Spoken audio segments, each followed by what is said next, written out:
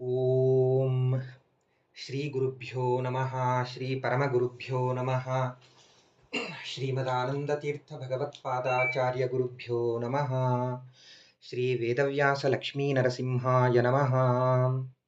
ಓಂ ನರಸಿಂಹೋಖಿಲಾಜ್ಞಾನಮತಧ್ವಾಂತ ದಿವಾಕರಃ ಜಯತ್ಯಮಿತ ಸಜ್ಞಾನ ಸುಖಶಕ್ತಿ ಪಯೋನಿಧಿಃ ಧರ್ಮ ವಿಜ್ಞಾನ ವೈರಾಗ್ಯ ಪರಮೈಶ್ವರ್ಯಶಾಲಿನಃ ಆನಂದತೀರ್ಥ ಭಗವತ್ಪಾದಾನ್ ವಂದೇ ನಿರಂತರಂ.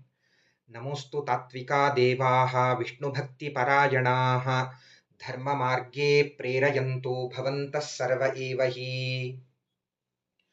ಆಪಾದಮೌಳಿಪರ್ಯಂತಂ ಗುರುಣಾಮಾಕೃತಿಂ ಸ್ಮರೇತ್ ತೇನ ವಿಘ್ನಾಃ ಪ್ರಣಶ್ಯಂತಿ ಸಿದ್ಧ್ಯಂತಿ ಚ ಮನೋರಥಾಃ. ಯೈರಹಂ ಶುಕವತ್ ಸಮ್ಯಕ್ ಶಿಕ್ಷಿತೋಸ್ಮಿ ಕೃಪಾಲುಭಿಃ ತಾನ್ ವಂದೇ ಜ್ಞಾನಪಂಚಾಸ್ಯಾನ್ ಧೇನುಪಾಚಾರ್ಯ ಸೇವಕಾನ್. ಶ್ರೀ ಗುರುಭ್ಯೋ ನಮಃ. ಹರಿ ಓಂ. ಜಗದ್ಗುರುಗಳಾದ ಸತ್ಯಾತ್ಮತೀರ್ಥ ಶ್ರೀಪಾದಂಗಳವರನ್ನ ಭಕ್ತಿ ಶ್ರದ್ಧಾಪೂರ್ವಕವಾಗಿ ನಮಿಸ್ತಾ, ಮಹಾನುಭಾವರಾದ ವಾದಿರಾಜ ಗುರುಸಾರ್ವಭೌಮರು, ಅವರ ಹೃದ್ಗನಾದ ಭಾರತೀಶ ಮುಖ್ಯಪ್ರಾಣ ರಮಾ ತ್ರಿವಿಕ್ರಮರು, ಲಕ್ಷ್ಮೀ ಹಯಗ್ರೀವರ ಪ್ರೀತಿಗಾಗಿ, ಅವರ ಅನುಗ್ರಹಕ್ಕಾಗಿ ರಾಜರ ಲಕ್ಷ್ಮೀ ಶೋಭಾನ ಪದ ಕೃತಿಯ ಅರ್ಥಾನುಸಂಧಾನವನ್ನು ಮಾಡುವಂತಹ ಪ್ರಯತ್ನವನ್ನು ಮಾಡ್ತಾ ಇದ್ದೇನೆ. ಶ್ರೀ ಗುರುಭ್ಯೋ ನಮಃ. ರಾಜರು ಹೇಳ್ತಾ ಇದ್ದಾರೆ, ಕುಂಭಕುಚದ ಮೇಲೆ ಇಂಬಿಟ್ಟ ಹಾರಗಳು ದುಂಬಿಗುರುಳ ಮುಖಕಮಲ, ದುಂಬಿಗುರುಳ ಮುಖಕಮಲದ ಮಹಾಲಕ್ಷ್ಮಿ ಜಗದಂಬೆ ವಧುವರರ ಸಲಹಲಿ ಶೋಭಾನೇ. ಲಕ್ಷ್ಮೀದೇವಿಯ ಹಾರಗಳನ್ನು ಇಲ್ಲಿ ವರ್ಣನೆ ಮಾಡ್ತಾ ಇದ್ದಾರೆ. ಹಾರಂ ಸರಸ್ವತೀ, ಸರಸ್ವತೀ ದೇವಿಯರು ಲಕ್ಷ್ಮೀದೇವಿಗೆ ಹಾರಗಳನ್ನು ತಂದುಕೊಟ್ಟಿದ್ದಾರೆ. ಕುಂಭದಂತೆ ಇರುವಂತಹ ಸ್ತನಗಳು, ಕುಚಗಳು, ಅದರ ಮೇಲೆ ಒಪ್ಪವಾಗಿ ಓರಣವಾಗಿ ಹಾಕಿರ್ತಕ್ಕಂತಹ ಹಾರಗಳು. ಲಕ್ಷ್ಮೀದೇವಿಯ ಕೊರಳಲ್ಲಿ ಹಾರಗಳಿವೆ, ಸರಸ್ವತಿ ಕೊಟ್ಟಿರ್ತಕ್ಕಂತಹ ಹಾರಗಳು. ಅದಾದ ಮೇಲೆ ವರ್ಣನೆ ಮಾಡುತ್ತಾರೆ, ದುಂಬಿಗುರುಳ ಮುಖಕಮಲ. ಸಾಮಾನ್ಯವಾಗಿ ದುಂಬಿಗಳು, ಭ್ರಮರಗಳು ಹೂವಿನ ಮಕರಂದವನ್ನು ಆಸ್ವಾದನ ಮಾಡುವುದಕ್ಕಾಗಿ ಆ ಕಮಲದ ಹತ್ರ, ಹೂವಿನ ಹತ್ರ ಅವು ಜಿಂಗ್ ಅಂತ ಶಬ್ದವನ್ನು ಮಾಡ್ತಾ ಯಾವಾಗಲೂ ಓಡಾಡ್ತಾ ಇರ್ತವೆ. ಹಾಗೆ ಇಲ್ಲಿ ಲಕ್ಷ್ಮೀದೇವಿಯ ಮುಖವೇ ಒಂದು ಕಮಲದಂತೆ ಇತ್ತು, ಲಕ್ಷ್ಮೀದೇವಿಯ ಮುಖಕಮಲ. ಇಲ್ಲಿ ಮಧುವನ್ನ ಆಸ್ವಾದನೆ ಮಾಡಲಿಕ್ಕೆ ಯಾವ ಭ್ರಮರಗಳು ಬರ್ತಾ ಇದ್ವು ಅಂತಂದ್ರೆ, ಅವಳು ಹಾಕಿಕೊಂಡಿರ್ತಕ್ಕಂಥ ಅವಳ ಹೆರಳ ಮುಂಗುರುಳು ಅದು ಮುಖದ ಮೇಲೆ ಬರ್ತಾ ಇತ್ತಂತೆ. ರಾಜರು ಅದನ್ನ ನೋಡಿ ಬಂದಿದ್ದಾರಲ್ಲ, ಹೀಗಾಗಿ ಅವರು ಹೇಳ್ತಾರೆ, ಆ ಲಕ್ಷ್ಮೀದೇವಿಯ ಮುಖದ ಮೇಲೆ ಬಂದಿರತಕ್ಕಂತಹ ಆ ಮುಂಗುರುಳು ಅದು ಹೇಗೆ ಕಾಣಿಸ್ತಾ ಇತ್ತು ಅಂದ್ರೆ, ಹೂವಿನ ಮೇಲೆ ಬಂದು ಕೂಡುವಂತಹ ಭ್ರಮರದಂತೆ, ದುಂಬಿಯಂತೆ, ದುಂಬಿಯೋಪಾಧಿಯಲ್ಲಿ ಅದು ಕಾಣ್ತಾ ಇತ್ತು. ಅಂತಹ ಲಕ್ಷ್ಮೀದೇವಿ. ಮತ್ತೆಂತಹ ಲಕ್ಷ್ಮೀದೇವಿ? ಜಗದಂಬೆಯಾದ ಲಕ್ಷ್ಮೀದೇವಿ, ಜಗನ್ಮಾತೆ. ಆ ಕುಂಭಕುಚ ಜಗನ್ಮಾತ ಎರಡೂದಕ್ಕೂ ಕೂಡ ಮಕ್ಕಳಿಗೆ ಹಾಲುಣಿಸೋದು ತಾಯಿ. ಹಾಗೆ ಇಲ್ಲಿ ಲಕ್ಷ್ಮೀದೇವಿ ಜಗದಂಬೆಯಾಗಿದ್ದಾಳೆ. ಅಂತಹ ಲಕ್ಷ್ಮೀದೇವಿ ವಧೂವರರನ್ನ ಸಲಹಲಿ ಎಂಬುದಾಗಿ ಇಲ್ಲಿ ಪ್ರಾರ್ಥನೆಯನ್ನ ಮಾಡ್ತಾ ಇದ್ದಾರೆ.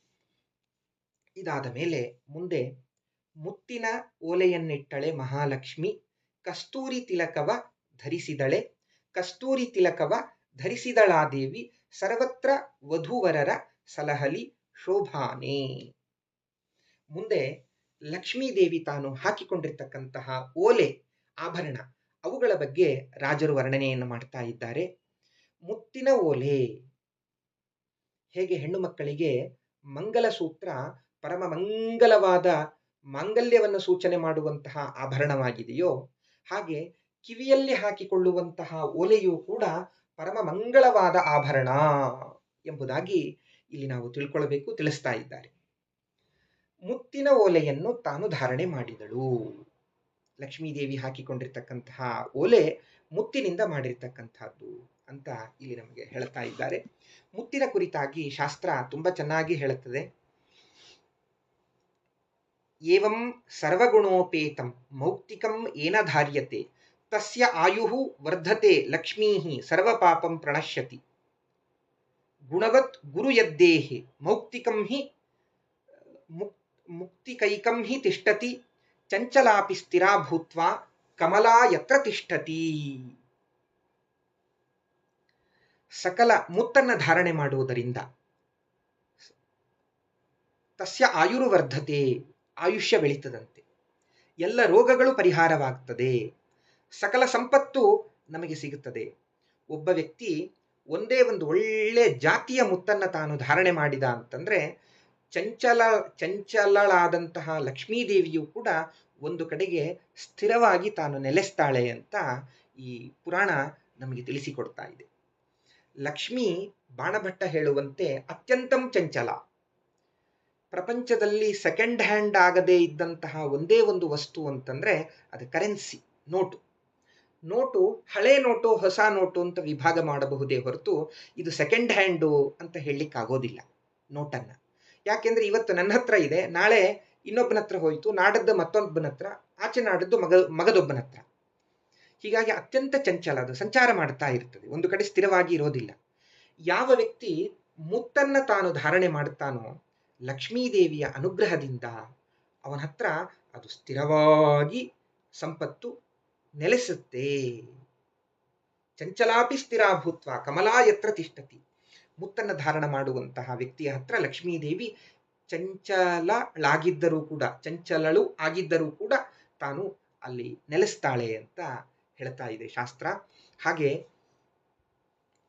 ಅಂತಹ ಒಂದು ಮುತ್ತಿನ ಓಲೆ ಅದನ್ನ ಆಕೆ ಧಾರಣೆ ಮಾಡಿದ್ಲಂತೆ ಎಂಬುದಾಗಿ ಹೇಳ್ತಾ ಇದ್ದಾರೆ. ಕಸ್ತೂರಿ ತಿಲಕವ ಧರಿಸಿದಳೆ, ಕಸ್ತೂರಿ ತಿಲಕವನ್ನ ತಾನು ಧಾರಣೆ ಮಾಡಿದ್ಲು. ಅಂಜನಂ ಕುಂಕುಮಂ ಚಾದಾತ್ ದುರ್ಗಾ ಸೌಭಾಗ್ಯ ಲಕ್ಷಣಂ. ಸೌಭಾಗ್ಯ ಲಕ್ಷಣವಾಗಿರ್ತಕ್ಕಂತಹ ಸಂಕೇತವಾಗಿರುವಂತಹ ಕುಂಕುಮ ಮತ್ತು ಕಾಡಿಗೆಗಳನ್ನ ದುರ್ಗಾದೇವಿ, ಪಾರ್ವತೀದೇವಿ ತಾನು ತಂದು ಲಕ್ಷ್ಮೀದೇವಿಗೆ ಸಮರ್ಪಣೆ ಮಾಡಿದ್ಲು ಅಂತ ಶಾಸ್ತ್ರ ನಮಗೆ ತಿಳಿಸಿಕೊಡ್ತಾ ಇದೆ. ಕುಂಕುಮವನ್ನು ತಾನು ಧಾರಣೆ ಮಾಡಿದ್ಲು.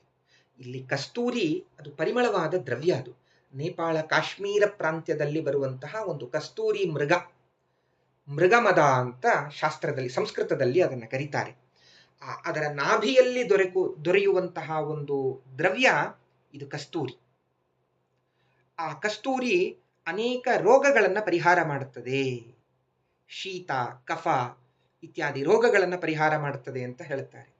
ಆ ಕಸ್ತೂರಿ ಉತ್ತಮವಾದ ಗುಣದಿಂದ ಕೂಡಿರ್ತಕ್ಕಂಥದ್ದು, ರೋಗ ನಿವಾರಕ ಶಕ್ತಿಯನ್ನ ಕೊಡುವಂತಹ ಸಾಮರ್ಥ್ಯವನ್ನು ಪಡೆದಿದೆ. ಕಸ್ತೂರಿ, ಗೋರೋಜನ, ಶ್ರೀಗಂಧ, ಕುಂಕುಮ, ಕರ್ಪೂರ ಇವುಗಳಿಂದ ಮಿಶ್ರಿತವಾದ ತಿಲಕವನ್ನ ಲಕ್ಷ್ಮೀದೇವಿ ತಾನು ಧಾರಣೆ ಮಾಡಿದಳು. ಕುಂಕುಮವನ್ನ ಹಚ್ಕೊಂಡ್ಲು. ಆ ಕುಂಕುಮ ಪರಿಮಳಯುಕ್ತವಾದಂತಹ ಕುಂಕುಮವನ್ನ ಲಕ್ಷ್ಮೀದೇವಿ ತಿಲಕವನ್ನ ತಾನು ಹಣೆ ಮೇಲೆ ಧಾರಣೆ ಮಾಡಿದ್ಲು ಎಂಬುದಾಗಿ ಹೇಳಬೇಕಾಗಿದೆ. ಆ ಪರಿಮಳಯುಕ್ತವಾದ ಕುಂಕುಮ ಕಸ್ತೂರಿಗೆ ಪ್ರಾಶಸ್ತ್ಯವನ್ನ ಹೇಳುವುದಕ್ಕಾಗಿ ಕಸ್ತೂರಿಯನ್ನ ಹೇಳಿದ್ದಾರೆ. ಕಸ್ತೂರಿ ಮಿಶ್ರಿತವಾಗಿರ್ತಕ್ಕಂತಹ ಕುಂಕುಮವನ್ನ ದೇವಿ ತಾನು ಧಾರಣೆ ಮಾಡಿದ್ಲು ಅಂತ ಇಲ್ಲಿ ನಮಗೆ ತಿಳಿಸಿಕೊಡ್ತಾ ಇದ್ದಾರೆ. ಸರ್ವತ್ರ ವಧುವರರ ಸಲಹಲಿ, ದೇಶತಃ ಕಾಲತಶ್ಚೈವ ಸಮವ್ಯಾಪ್ತ. ಲಕ್ಷ್ಮೀದೇವಿ ಸರ್ವತ್ರ ವ್ಯಾಪ್ತಳಾಗಿದ್ದಾಳೆ. ಅಂತಹ ಸರ್ವತ್ರ ವ್ಯಾಪ್ತಳಾದ ಲಕ್ಷ್ಮೀದೇವಿ ಸರ್ವಕಾಲದಲ್ಲೂ, ಲಕ್ಷ್ಮೀದೇವಿ ಈ ಬ್ರಹ್ಮದೇವರಿದ್ದಾಗ, ನಾವಿದ್ದಾಗ ಈಗ ಮಾತ್ರ ಇದ್ದಾಳ? ಇಲ್ಲ, ಹಿಂದೆಯೂ ಇದ್ಲು, ಮುಂದೆಯೂ ಇರ್ತಾಳೆ. ಸರ್ವತ್ರ ಸರ್ವಕಾಲದಲ್ಲಿ ಲಕ್ಷ್ಮೀದೇವಿ ಈ ವಧುವರರನ್ನ ರಕ್ಷಣೆ ಮಾಡಲಿ ಎಂಬುದಾಗಿ ಇಲ್ಲಿ ಪ್ರಾರ್ಥನೆಯನ್ನ ಮಾಡ್ತಾ ಇದ್ದಾರೆ. ಮತ್ತೆ ಮುಂದೆ ಲಕ್ಷ್ಮೀದೇವಿಯ ಸ್ತೋತ್ರವನ್ನ ಈ ರೀತಿಯಾಗಿ ಮಾಡ್ತಾ ಇದ್ದಾರೆ. ಅಂಬುಜ ನಯನಗಳ ಬಿಂಬಾಧರದ ಶಶಿ ಬಿಂಬದಂತೆ ಸೇವ ಮೂಗುತಿಮಣಿಯ, ಶಶಿಬಿಂಬದಂತೆ ಸೇವ ಮೂಗುತಿಮಣಿಯ ಮಹಾಲಕ್ಷ್ಮಿ ಉಂಬುದಕಿಯಲಿ ವಧುವರರ್ಗೆ ಶೋಭಾನೆ. ಅದ್ಭುತ. ಲಕ್ಷ್ಮೀದೇವಿ ಅಂಬುಜ ನಯನಗಳ, ಆಕೆಯ ಕಣ್ಣು ಕಮಲದಂತೆ, ಅರಳಿದ ಕಮಲ ಹೇಗೆ ವಿಶಾಲವಾಗಿರುತ್ತೋ ಆ ತರಹದ ಕಮಲಗಳು, ಕಣ್ಣುಗಳು. ಕೆಂಪಾದ ಕೆಳದುಟಿ, ಆಕೆ ಮೂಗುತಿಯನ್ನ ತಾನು ಧಾರಣೆ ಮಾಡಿದ್ಲಂತೆ. ಶಶಿಬಿಂಬದಂತೆ ಸೇವಾ, ಹೇಗೆ ಚಂದ್ರನ ಕಿರಣ ತಂಪಾಗಿ, ಚಂದ್ರ ತಂಪಾದ ಕಿರಣಗಳಿಂದ ಜಗತ್ತನ್ನ ತಣ್ಣಗೆಗೊಳಿಸ್ತಾನಲ್ಲ ನಿಶಾಕರ, ಹಾಗೆ ಆ ಲಕ್ಷ್ಮೀದೇವಿಯ ಮೂಗುತಿಯು ಕೂಡ ಜಗತ್ತನ್ನ ತಣ್ಣಗೆ ಇಟ್ಟಿರ್ತದೆ. ಶಶಿಬಿಂಬದಂತೆ ಸೇವಾ, ಅಂತಹ ಮೂಗುತಿ ಮಣಿಯನ್ನ ಮಹಾಲಕ್ಷ್ಮಿ ತಾನು ಧಾರಣೆ ಮಾಡಿದ್ಲು. ಅಂತಹ ಮಹಾಲಕ್ಷ್ಮಿ ಈ ವಧೂವರರಿಗೆ ಉಂಗುವುದಕ್ಕೆ, ತಿನ್ನುವುದಕ್ಕೆ ಆಹಾರ ಪದಾರ್ಥಗಳು, ಧಾನ್ಯಗಳು ಎಂದೂ ಕಡಿಮೆಯಾಗದೇ ಇದ್ದಂತೆ ರಕ್ಷಣೆ ಮಾಡಲಿ ಎಂಬುದಾಗಿ ಇಲ್ಲಿ ಪ್ರಾರ್ಥನೆಯನ್ನು ಮಾಡ್ತಾ ಇದ್ದಾರೆ. ಸಾಮಾನ್ಯವಾಗಿ ಕಮಲವನ್ನ ಉಪಮೆಯನ್ನಾಗಿ ಅನೇಕ ಕಡೆಗೆ ನೀಡಲಾಗತ್ತೆ. ದೊಡ್ಡವರು ಅವರ ಕರಕಮಲದಿಂದ ಉದ್ಘಾಟನೆಯಾಗಲಿ, ಕರಕಮಲ ಅಂತ ಕಮಲವನ್ನ ಕೈಗೆ ಹೋಲಿಸ್ತಾರೆ, ಉಪಮೆಯನ್ನಾಗಿ ಕೊಡುತ್ತಾರೆ. ಅವರ ಪಾದಪದ್ಮಗಳು ಎಂಬುದಾಗಿ ಹೇಳ್ತಾರೆ. ಪಾದಗಳಿಗೆ ಕಮಲವನ್ನು ಹೋಲಿಸ್ತಾರೆ. ಕಣ್ಣಿಗೆ ಕಮಲವನ್ನು ಹೋಲಿಸ್ತಾರೆ. ಕಮಲವನ್ನ ಅನೇಕ ಕಡೆಗೆ ಹೋಲಿಸ್ತಾರೆ, ಸಾದೃಶ್ಯ ಉಪಮೆಯನ್ನಾಗಿ ಕೊಡುತ್ತಾರೆ. ಕಮಲ ದಲಾಯ ತಾಕ್ಷಿ, ಕಮಲ ದಲ, ಆ ಕಮಲ ಪುಷ್ಪ, ಅದರ ಒಳಗೆ ಇರುವಂತಹ ದಲ, ಅದು ಯಾವ ರೀತಿಯಾಗಿ ವಿಸ್ತಾರವಾಗಿ ಒಂದು ಮೀನಿನಂತೆ ಇರುತ್ತದೋ ಆ ತರಹದ ಕಣ್ಣನ್ನ ಲಕ್ಷ್ಮೀದೇವಿ ತಾನು ಹೊಂದಿದ್ಲು. ಕಮಲ ಪುಷ್ಪವನ್ನ ಹೇಳಿದರೂ ಕೂಡ ಕಮಲ ದಲದಂತೆ ಆಕೆಯ ಕಣ್ಣುಗಳು ಶೋಭಾಯಮಾನವಾಗಿದ್ವು ಲಕ್ಷ್ಮೀದೇವಿದು. ಅಂತಹ ಕಣ್ಣುಗಳಿಂದ ಲಕ್ಷ್ಮೀದೇವಿ ನಮ್ಮನ್ನ ನೋಡಬೇಕು. ಉಪರಿ ಕಮಲೇ ದೇವಿ ಸದಯ, ಅದ್ಭುತವಾದ ಮಾತು. ಮೇಲಿರುವಂತಹ ಲಕ್ಷ್ಮಿ ಆ ಕರುಣಾಮಯವಾದ ದೃಷ್ಟಿಯಿಂದ ನೋಡಿದರೆ ಎಂದೆಂದೂ ನಮಗೆ ಏನೂ ಕೊರತೆ ಬೀಳೋದಿಲ್ಲ, ದಾರಿದ್ರ್ಯ ಅಂತ ಅನ್ನೋದು ಬರೋದಿಲ್ಲ. ಕಮಲದ ದೃಷ್ಟಾಂತವನ್ನು 3 ರೀತಿಯಾಗಿ ಕೊಡುತ್ತಾರೆ. ಕರಕಮಲ ಅಂತ ಈ ಮೊದಲಿಗೆ ನಾವು ತಿಳ್ಕೊಂಡ್ವಿ. ಕರಕಮಲ ಅಂದ್ರೆ ಕೈಯನ್ನ ಕಮಲಕ್ಕೆ ಹೋಲಿಸ್ತಾರೆ. ಯಾಕೆ ಕಮಲದ ಸಾದೃಶ್ಯವನ್ನು ಯಾಕೆ ನೀಡುತ್ತಾರೆ ಅಂದ್ರೆ, ಮಾರ್ದವ, ಮೃದು, ಅವರ ಕೈಗಳು ತುಂಬಾ ಮೃದುವಾಗಿ ಇದೆ, ಕಮಲದಂತೆ ಮೃದುವಾಗಿ ಇದೆ ಅಂತ ಮಾರ್ದವಕ್ಕಾಗಿ ಕೈಗೆ ಕಮಲದ ಉಪಮೆಯನ್ನು ಕೊಡುತ್ತಾರೆ. ಕಣ್ಣಿಗೆ ಕಮಲದ ಉಪಮೆಯನ್ನು ಕೊಡುತ್ತಾರೆ. ಯಾಕೆ ಕೊಡುತ್ತಾರೆ? ವೈಶಾಲ್ಯ, ಕಮಲ ವಿಶಾಲವಾದಂತೆ ಅವರ ಕಣ್ಣುಗಳು ವಿಶಾಲವಾಗಿ ಇದೆ, ಅದಕ್ಕೆ ಕಮಲದ ಉಪಮೆಯನ್ನು ಕೊಡುತ್ತಾರೆ. ಪಾದಗಳಿಗೆ ಕಮಲದ ಉಪಮೆಯನ್ನು ಕೊಡುತ್ತಾರೆ. ಯಾಕೆಂದ್ರೆ ಕಮಲ ಕೆಂಪಾಗಿರುತ್ತೆ, ಅವರ ಪಾದಗಳು ಕೂಡ ನಸುಗೆಂಪಾಗಿದೆ, ಆ ಬಣ್ಣವನ್ನು ಹೊಂದಿದೆ. ಈ ಅರ್ಥದಲ್ಲಿ ಸಾದೃಶ್ಯವನ್ನು ಕೊಡುವುದಕ್ಕಾಗಿ ಕಮಲದ ಉಪಮೆಯನ್ನು ಕೊಡುತ್ತಾರೆ. ಹಾಗೆ ಇಲ್ಲಿ ಲಕ್ಷ್ಮೀದೇವಿಯ ಕಣ್ಣುಗಳು ವಿಶಾಲವಾಗಿತ್ತು ಎಂಬುದಾಗಿ ಹೇಳ್ತಾ ಇದ್ದಾರೆ. ಆಮೇಲೆ ಮೂಗುತಿ, ಚಂದ್ರ ತಾನು ಕೊಟ್ಟಿರ್ತಕ್ಕಂತಹ ಮೂಗುತಿ ಅಂತ ಶಾಸ್ತ್ರದಲ್ಲಿ ಹೇಳ್ತಾ ಇದೆ. ಲಕ್ಷ್ಮೀದೇವಿ ಮೂಗುತಿ ಮಣಿಯನ್ನ ಧರಿಸಿಕೊಂಡೇ ತಾನು ಬರ್ತಾ ಇದ್ದಾಳೆ. ಚಂದ್ರ ತಾನು ಆ ಮೂಗುತಿಯನ್ನ ಲಕ್ಷ್ಮೀದೇವಿಗೆ ಸಮರ್ಪಣೆ ಮಾಡಿದ. ಚಂದ್ರ ತಾನು ಸಮರ್ಪಣೆ ಮಾಡಿರ್ತಕ್ಕಂತಹ ಆ ಮೂಗುತಿ ಅದರಲ್ಲಿ ಸೇರಿ ಹೋಯಿತು. ಚಂದ್ರ ಕೊಟ್ಟಿರ್ತಕ್ಕಂತಹ ಮೂಗುತಿ ಅದ್ಭುತವಾದಂತಹ ಮೂಗುತಿ. ಚಂದ್ರ ಕೊಟ್ಟಿರ್ತಕ್ಕಂತಹ ಆ ಮೂಗುತಿ ಚಂದ್ರ ಕಿರಣದಂತೆ ಜಗತ್ತನ್ನ ತಣ್ಣಗೆ ಇಡತ್ತೆ. ಆ ಮೂಗುತಿಯನ್ನು ಚಿಂತನೆ ಮಾಡುವುದರಿಂದ ಎಲ್ಲರಿಗೂ ಕೂಡ ಆಹಾರ ಸಮೃದ್ಧವಾಗಿ ಸಿಗತ್ತೆ. ಚಂದ್ರ ಔಷಧೀಶೋ ನಿಶಾಕರಃ, ಎಲ್ಲ ಔಷಧಿಗಳಿಗೆ, ನಾವು ತಿನ್ನುವಂತಹ ಧಾನ್ಯಗಳು, ನಾವು ತಿನ್ನುವಂತಹ ಕಾಯಿ ಪಲ್ಯಗಳು, ಹಣ್ಣುಗಳು, ಚಂದ್ರ ತಾನು ಸುರಿಸುವಂತಹ ಕಿರಣಗಳಿಂದ ಅವು ಹಾಲು ಕೊಸರುತ್ತವೆ, ಅವು ಧಾನ್ಯವಾಗಿ ಪರಿಣಾಮವಾಗುತ್ತವೆ. ನಾವು ತಿನ್ನುವುದಕ್ಕೆ ಅನುಕೂಲವಾಗುವಂತೆ ಎಲ್ಲ ವಿಟಮಿನ್ಸ್ ಅಂತ ಹೇಳುತ್ತಾರೆ, ಸತ್ವ, ಅವುಗಳಿಂದ ಕೂಡಿಕೊಂಡು ನಿರ್ಮಾಣವಾಗುವುದೇ ಚಂದ್ರ ತಾನು ಬೀರುವ ಕಿರಣಗಳು ಅವುಗಳ ಮೇಲೆ ಬಿದ್ದಾಗ ಅವುಗಳು ಸಮೃದ್ಧವಾಗ್ತವೆ. ಹಾಗಾದ್ರೆ ಚಂದ್ರ ತಾನು ಕೊಟ್ಟಿರುವಂತಹ ಮೂಗುತಿ ಲಕ್ಷ್ಮೀದೇವಿ ತಾನು ಧಾರಣೆ ಮಾಡಿದ್ದಾಳೇ ಎಂಬುದಾಗಿ ಚಂದ್ರನೊಟ್ಟಿಗೆ, ಚಂದ್ರ ಕೊಟ್ಟಿರ್ತಕ್ಕಂತಹ ಆ ಮೂಗುತಿಯೊಟ್ಟಿಗೆ ಲಕ್ಷ್ಮೀದೇವಿಯನ್ನು ಸ್ಮರಣೆ ಮಾಡಿದಾಗ ಚಂದ್ರನಿಗೆ ಖುಷಿ ಆಗತ್ತೆ. ನಾನು ಕೊಟ್ಟಂತಹ ಮೂಗುತಿಯನ್ನ ಇವರು ನೆನೆಸ್ತಾ ಇದ್ದಾರಲ್ಲ, ಚಂದ್ರ ನಮಗೆ ಎಂದೆಂದಿಗೂ ಆ ಲಕ್ಷ್ಮೀದೇವಿಯ ಅನುಗ್ರಹದಿಂದ, ಲಕ್ಷ್ಮೀದೇವಿಯ ಪ್ರೇರಣೆಯಿಂದ ಎಂದೆಂದೂ ನಮಗೆ ಆಹಾರ ಪದಾರ್ಥ ಕಡಿಮೆಯಾಗದೇ ಇದ್ದಂತೆ ನಮ್ಮನ್ನ ನೋಡ್ಕೊಳ್ತಾನೆ.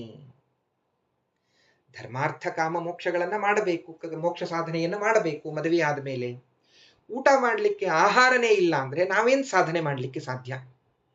ಹೀಗಾಗಿ ಆ ಲಕ್ಷ್ಮೀದೇವಿಯ ಅನುಗ್ರಹ ಇತ್ತು ಅಂತಂದ್ರೆ ಆ ಲಕ್ಷ್ಮೀದೇವಿ ತನ್ನ ಕೃಪೆಯಿಂದ ನಮ್ಮನ್ನು ನೋಡಿದ್ಲು ಅಂತಂದರೆ ಈ ವಧೂವರರಿಗೆ, ಈಗ ತಾನೇ ವಿವಾಹ ಮಾಡಿಕೊಂಡಿರ್ತಕ್ಕಂಥ ವಧೂವರರಿಗೆ ಧರ್ಮ ಅರ್ಥ ಕಾಮ ಮೋಕ್ಷ ಸಾಧನೆಗಳಲ್ಲಿ ಚ್ಯುತರಾಗದೇ ಇದ್ದಂತೆ ಆ ಉಂಬುದಕ್ಕೆ ಲಕ್ಷ್ಮೀದೇವಿ ತಾನು ಅನುಗ್ರಹವನ್ನು ಮಾಡ್ತಾಳೆ ಅನ್ನುವಂತಹ ಮಾತನ್ನ ಇಲ್ಲಿ ನಮಗೆ ರಾಜರು ತಿಳಿಸಿಕೊಡ್ತಾ ಇದ್ದಾರೆ. ಅದಾದ ಮೇಲೆ ಇನ್ನೂ ಒಂದೆರಡು ಚಿಂತನೆಗಳನ್ನು ನಾವು ಮಾಡಬಹುದು.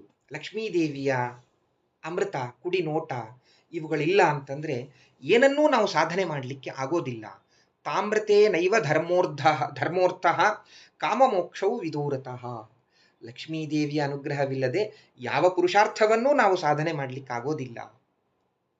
ಕ್ಷುತ್ ಪಿಪಾಸಾಂ ಅಲಾಂ ಜ್ಯೇಷ್ಠಾಂ ಅಲಕ್ಷ್ಮೀಂ ನಾಶಯಾಮ್ಯಹಂ. ಕ್ಷುತ್ ಅಂದರೆ ಹಸಿವೆ, ಪಿಪಾಸ ಅಂದರೆ ನೀರಡಿಕೆ. ಲಕ್ಷ್ಮೀ ಇವೆಲ್ಲ ಅಲಕ್ಷ್ಮಿಯ ಕಾರ್ಯ. ಹಸಿವೆ, ನೀರಡಿಕೆ ಇವೆಲ್ಲ ಅಲಕ್ಷ್ಮಿಯ ಕಾರ್ಯ. ನಿದ್ರೆ ದುರ್ಗೆಯ ಕಾರ್ಯ. ಈ ಅಲಕ್ಷ್ಮಿಯ ಈ ಹಸಿವೆ, ನಿದ್ರೆ, ನೀರಡಿಕೆ, ಹಸಿವೆ, ಈ ಅಲಕ್ಷ್ಮಿ ಇವೆಲ್ಲ ನಾಶವಾಗಬೇಕು ಅಂತಂದರೆ, ಹೊರಟು ಹೋಗಬೇಕು ಅಂತಂದರೆ ಲಕ್ಷ್ಮೀದೇವಿಯ ಅನುಗ್ರಹ ನಮಗೆ ಆಗಬೇಕು. ಅಂತಹ ಲಕ್ಷ್ಮೀದೇವಿಯ ಅನುಗ್ರಹ ನಮಗೆ ಆಗಲಿ ಎಂಬುದಾಗಿ ಪ್ರಾರ್ಥನೆಯನ್ನು ಮಾಡ್ತಾ, ಮುತ್ತಿನಕ್ಷತೆ ಇಟ್ಟು ನವರತ್ನದ ಮುಕುಟವ ನೆತ್ತಿಯ ಮೇಲೆ ಧರಿಸಿದಳೆ. ನೆತ್ತಿಯ ಮೇಲೆ ಧರಿಸಿದಳಾದೇವಿ ತನ್ನ ಭಕ್ತಿಯ ಜನರ ಸಲಹಲಿ ಶೋಭಾನೇ. ಲಕ್ಷ್ಮೀದೇವಿ ಮುತ್ತಿನ ಅಕ್ಷತೆಯನ್ನ ತಾನು ತಲೆಯ ಮೇಲೆ ಧಾರಣೆ ಮಾಡಿದ್ದಾಳಂತೆ. ನವರತ್ನದ ಮುಕುಟವನ್ನ ತಾನು ತಲೆಯ ಮೇಲೆ ಧಾರಣೆ ಮಾಡಿದ್ದಾಳೆ.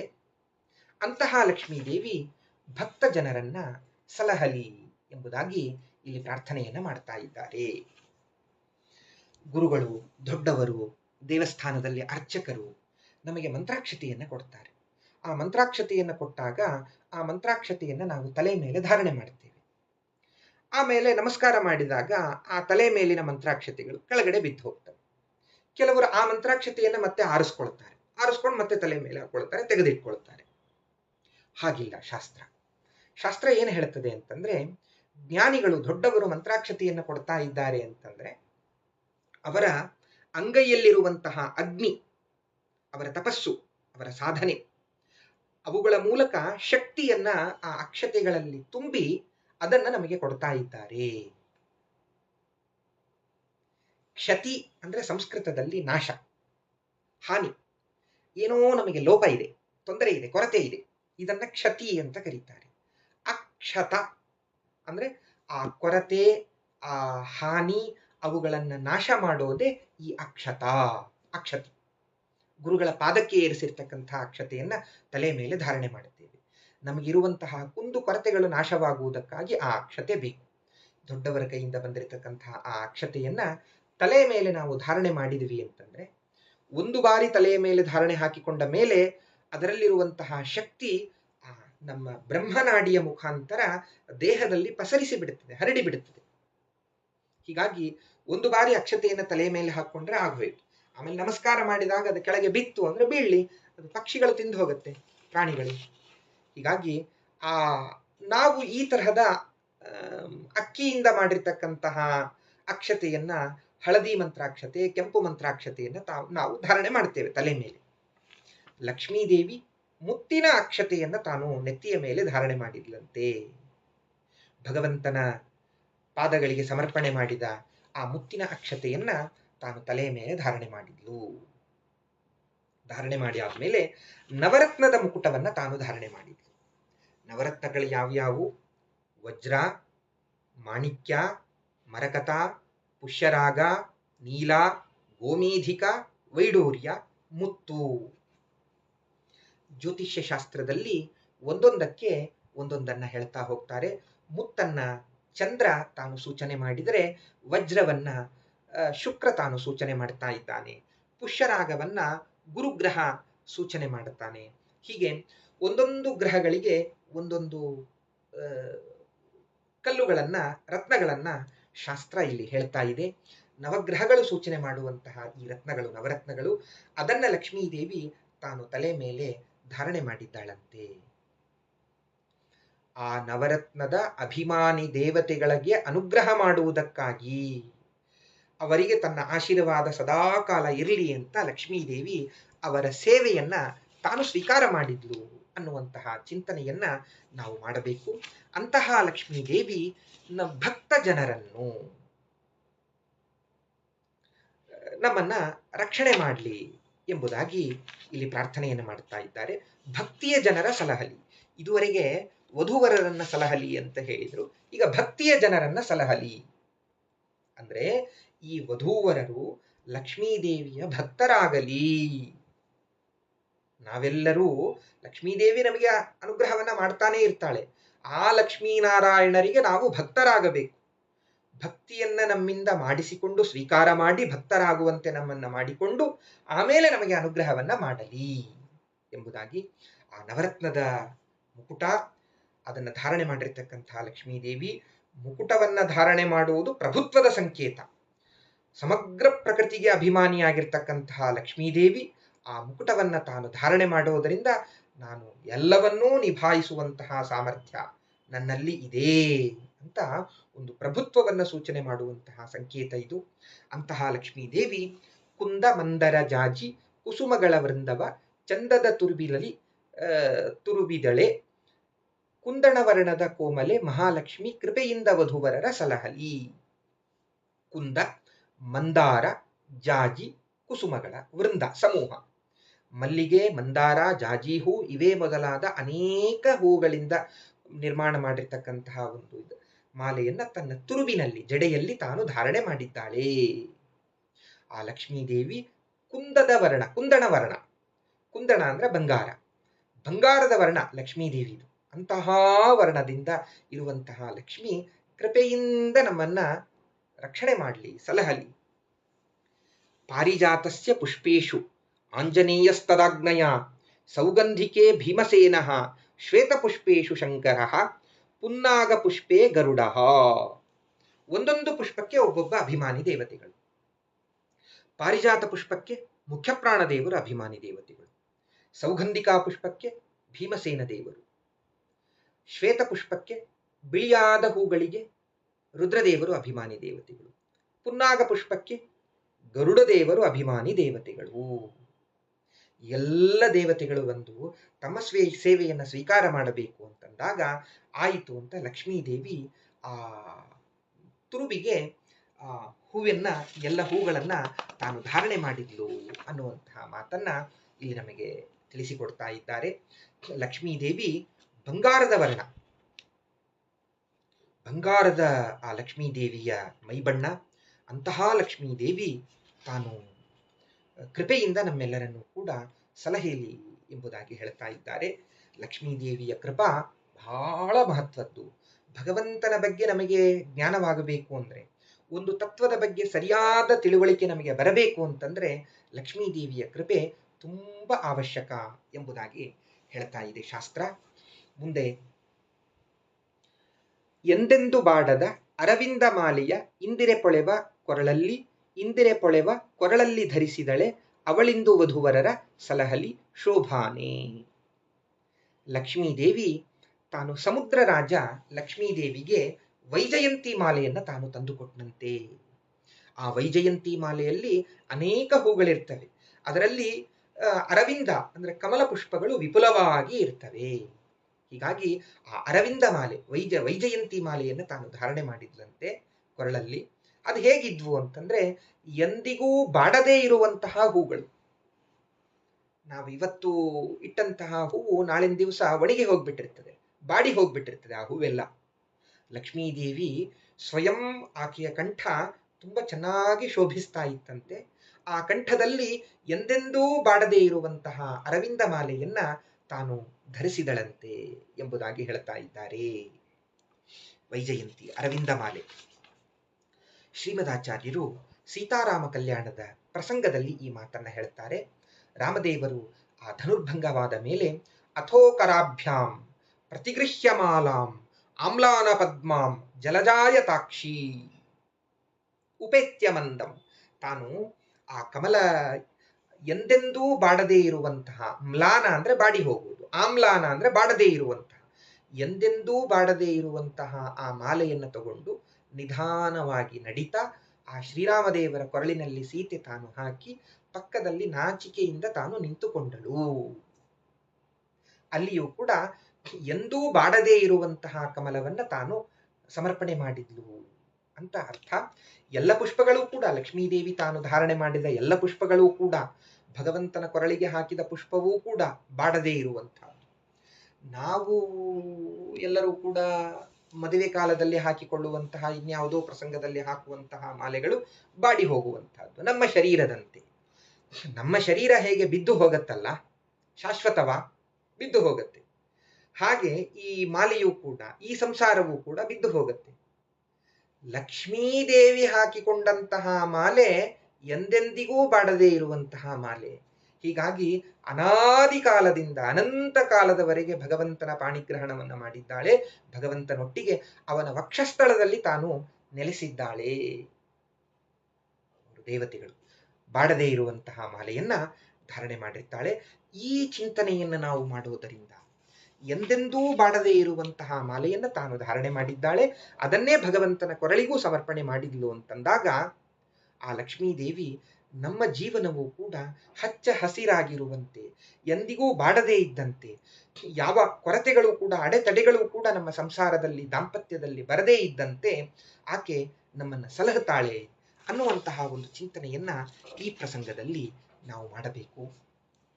ಅದಾದ ಮೇಲೆ ದೇವಾಂಗ ಪಟ್ಟೆಯ ಮೇಲು ಹೊದ್ದಿಕೆಯ ಭಾವೆ ಮಹಾಲಕ್ಷ್ಮಿ ಅಥವಾ ಭಾಮೆ ಮಹಾಲಕ್ಷ್ಮಿ ಧರಿಸಿದಳೆ.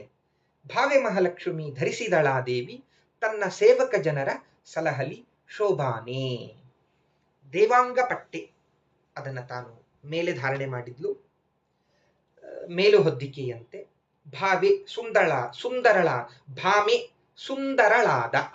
ಭಾವೆ ಎಲ್ಲರ ಭಾವನೆಗಳನ್ನು, ಮನಸ್ಸಿನ ಭಾವನೆಗಳನ್ನು ನಿಯಂತ್ರಣ ಮಾಡುವ ಪ್ರಯುಕ್ತವಾಗಿ ಕಾರಣದಿಂದ ಭಾವೇ ಅಂತ ಕರೀತಾರೆ. ಭಾವ ಅಂದ್ರೆ ಫೀಲಿಂಗ್ಸ್, ಎಲ್ಲರ ಮನಸ್ಸಿನ ಭಾವಗಳನ್ನ ನಿಯಂತ್ರಣ ಮಾಡುತ್ತಾಳೆ. ಅಂತಹ ಭಾವೆಯಾದ ಮಹಾಲಕ್ಷ್ಮಿ ಆ ದೇವಾಂಗ ಪಟ್ಟೆಯ ಮೇಲು ಹೊದ್ದಿಕೆಯನ್ನು ತಾನು ಧಾರಣೆ ಮಾಡಿದಳು. ಅಂತಹ ದೇವಿ ಸೇವಕ ಜನರನ್ನ ಸಲಹಲಿ ಎಂಬುದಾಗಿ ಪ್ರಾರ್ಥನೆ ಮಾಡ್ತಾ ಇದ್ದಾರೆ. ಸ್ತ್ರೀಯರು ಎಂದಿಗೂ ಕೂಡ ಒಂದು ವಸ್ತ್ರದಲ್ಲಿ ಇರಬಾರದು, ಎರಡು ವಸ್ತ್ರದಲ್ಲಿ ಇರಬೇಕು. ಮೇಲು ವಸ್ತ್ರ, ಕೆಳ ವಸ್ತ್ರ, ಎರಡು ವಸ್ತ್ರ. ಅಷ್ಟ್ಯಾಕೆ ಪುರುಷರು ಕೂಡ ಎರಡು ವಸ್ತ್ರವನ್ನ, ಕೆಳಗಿನ ವಸ್ತ್ರ, ಮೇಲಿನ ವಸ್ತ್ರ, ಉತ್ತರೀಯವನ್ನ ಧಾರಣೆ ಮಾಡಬೇಕು. ಒಂದು ವಸ್ತ್ರವನ್ನ ಉಟ್ಟುಕೊಂಡ್ರೆ ಯಾವ ಕರ್ಮಕ್ಕೂ ಅಧಿಕಾರ ಇರೋದಿಲ್ಲ. ಸ್ನಾನ ಮಾಡುವಾಗ ಟೊಂಕಕ್ಕೆ ಒಂದು ಬಟ್ಟೆಯನ್ನು ಸುತ್ತಿಕೊಂಡು, ಜಪ ಮಾಡುವಾಗ, ದೇವತಾರಾಧನೆಯನ್ನ ಮಾಡುವಾಗ, ಯಜ್ಞ ಮಾಡುವಾಗ ಎರಡು ವಸ್ತ್ರಗಳು ಇರಬೇಕು.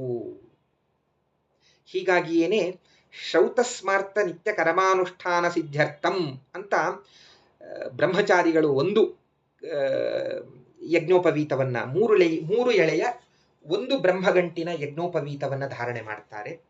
ಗೃಹಸ್ಥರು ಮೂರು ಎಳೆಗಳ ಎರಡು ಯಜ್ಞೋಪವೀತ, ಎರಡು ಬ್ರಹ್ಮಗಂಟಿನ ಯಜ್ಞೋಪವೀತವನ್ನ ಧಾರಣೆ ಮಾಡಿದರೆ, ಕೆಲವೊಮ್ಮೆ ಅವಸರದಲ್ಲಿ ಯಾವುದೋ ಪ್ರಸಂಗದಲ್ಲಿ ಒಂದು ವಸ್ತ್ರದ ಮೇಲೆ ಕರ್ಮವನ್ನ ಮಾಡುವ ಪ್ರಸಂಗ ಬರುತ್ತೆ, ಅದು ಬರಬಾರದು. ಅದಕ್ಕಾಗಿ ಮೂರನೇ ಯಜ್ಞೋಪವೀತವನ್ನ ಧಾರಣೆ ಮಾಡುತ್ತಾರೆ. ಆ ಮೂರನೇ ಯಜ್ಞೋಪವೀತ ಧಾರಣೆ ಮಾಡಿದರೆ ಮೇಲಿನ ಉತ್ತರೀಯದಂತೆ. ಹಾಗೆ ಎರಡು ವಸ್ತ್ರಗಳು ಉಟ್ಟುಕೊಂಡೇ ತಂದೆಯ ಶ್ರಾದ್ದ, ಸಂಧ್ಯಾವಂದನ, ದೇವರ ಪೂಜೆ, ಅಗ್ನಿ ಕಾರ್ಯ, ಹೋಮ ಹವನಗಳು, ದಾನ ಕೊಡುವಾಗ ಎಲ್ಲ ಕಾಲಕ್ಕೂ ಕೂಡ ಎರಡು ವಸ್ತ್ರ. ನಮಸ್ಕಾರವನ್ನ ಮಾಡುವಾಗ ಋಗ್ವೇದಿಗಳು ಹೊದ್ದುಕೊಂಡಂತಹ ವಸ್ತ್ರವನ್ನ ಪಕ್ಕದಲ್ಲಿ ಇಟ್ಟು ನಮಸ್ಕಾರವನ್ನ ಮಾಡಬೇಕು. ಯಜುರ್ವೇದಿಗಳು ಹೊದ್ದುಕೊಂಡಂತಹ ವಸ್ತ್ರವನ್ನ ಟೊಂಕಕ್ಕೆ ಸುತ್ತಿ ನಮಸ್ಕಾರವನ್ನ ಮಾಡಬೇಕು. ಈ ರೀತಿಯಾಗಿ ವಸ್ತ್ರಗಳ ಬಗ್ಗೆ ಹೇಳ್ತಾ ಇದ್ದಾರೆ.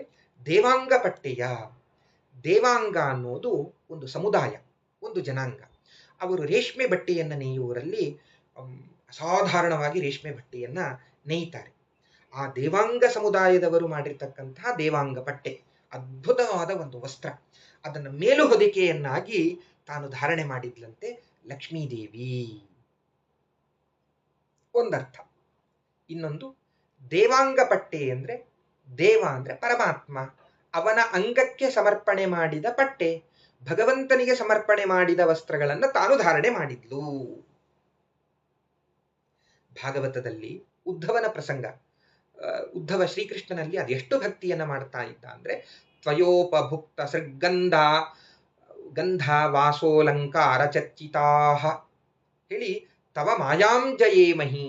ಭಗವಂತನ ನಿರ್ಮಾಲ್ಯದ ಹೂವು, ಭಗವಂತನ ಗಂಧ, ಭಗವಂತನಿಗೆ ಸಮರ್ಪಣೆ ಮಾಡಿದ ನೈವೇದ್ಯ, ಇವುಗಳನ್ನ ನಾವು ಸ್ವೀಕಾರ ಮಾಡುವುದರಿಂದ, ಪ್ರಸಾದ ರೂಪದಿಂದ ಭಗವಂತನ ವಸ್ತ್ರಗಳನ್ನು ನಾವು ಧಾರಣೆ ಮಾಡುವುದರಿಂದ, ಭಗವಂತನ ಈ ಮಾಯಾ ಮೋಹಕ ಶಕ್ತಿ, ಬಂಧಕ ಶಕ್ತಿ ಇದೆಯಲ್ಲ, ಅದನ್ನ ಗೆಲ್ಲಲಿಕ್ಕೆ ಸಾಧ್ಯವಾಗತ್ತೆ ಎಂಬುದಾಗಿ ಶಾಸ್ತ್ರ ನಮಗೆ ತಿಳಿಸಿಕೊಡ್ತದೆ.